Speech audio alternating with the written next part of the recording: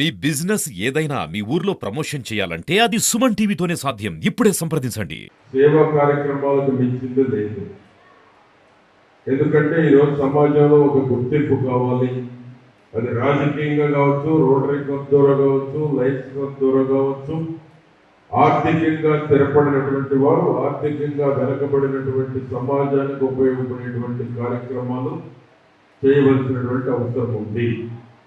దానికోసమే ఈరోజు అనేక కార్యక్రమాలు చేస్తూ ఉన్నారు.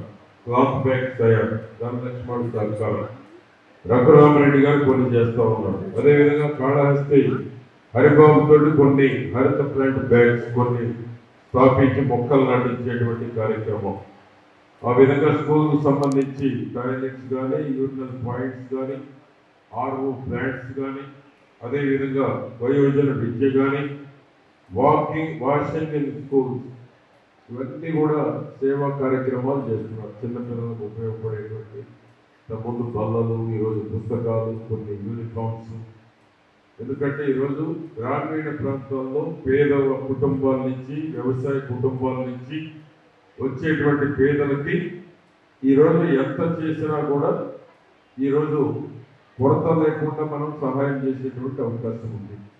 ఎందుకంటే చాలామంది పేదరికంలో ఉన్నారు, చాలామందికి ఆర్థిక సహకారం అవసరం. అది మెడికల్ పరంగా కావచ్చు, విద్య పరంగా కావచ్చు, ఇన్ఫ్రాస్ట్రక్చర్ ఎన్విరాన్మెంట్ క్రియేట్ చేసేటువంటి దాంట్లో కానీ.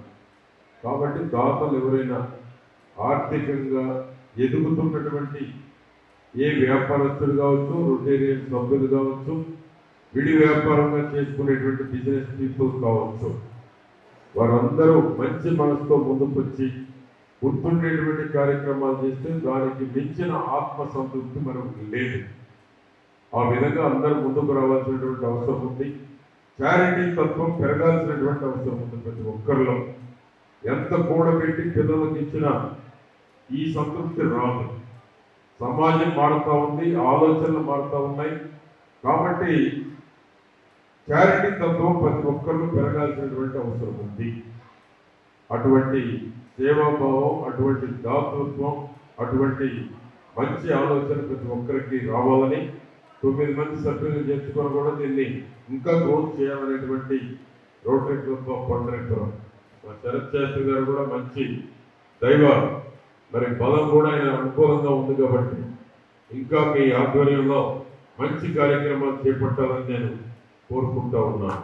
ఆ విధంగా మా సుబ్బారావు కూడా ఒక మంచి ప్రభుత్వం ఏర్పడింది. ఒక అరాచక ప్రభుత్వం సాగనంపారు. ఇండిపెండెన్స్ వచ్చినాక ఇంత పెద్ద రిజల్ట్ ఎప్పుడు ఇవ్వదు.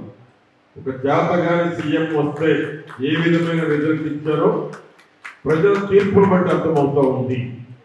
కాబట్టి ఒక మంచి పరిపాలన దక్షుడు కావాలని చంద్రబాబు గారికి కూటమికి అత్యధిక మెజారిటీ ఇచ్చారు.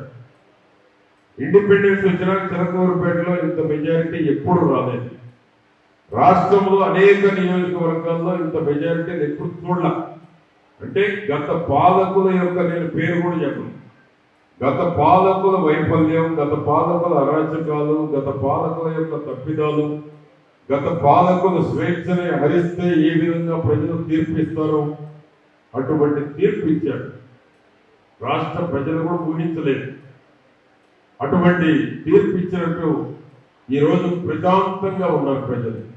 కాబట్టి మంచి పరిపాలనా దక్షుడు ఇచ్చే డబ్బులు లేకపోయిన రాష్ట్రంలో అప్పుల పాలైనటువంటి రాష్ట్రాన్ని కష్టపడి తిరిగి మళ్ళీ ఏ విధంగా ముందుకు తీసుకువెళ్ళాలి అభివృద్ధి సంక్షేమంతో మీరు కూడా పండరీపురం రోటరీ క్లబ్ డబ్బులు లేకపోయినా మెంబర్స్ లో ఆర్థికంగా స్థిరపడినటువంటి వారిని దాతల్ని మీరు బాగా వెంచుకొని వారిని ఎంత ప్రోత్సహిస్తే అంత ముందుకు వచ్చేటువంటి అవకాశం ఉంది.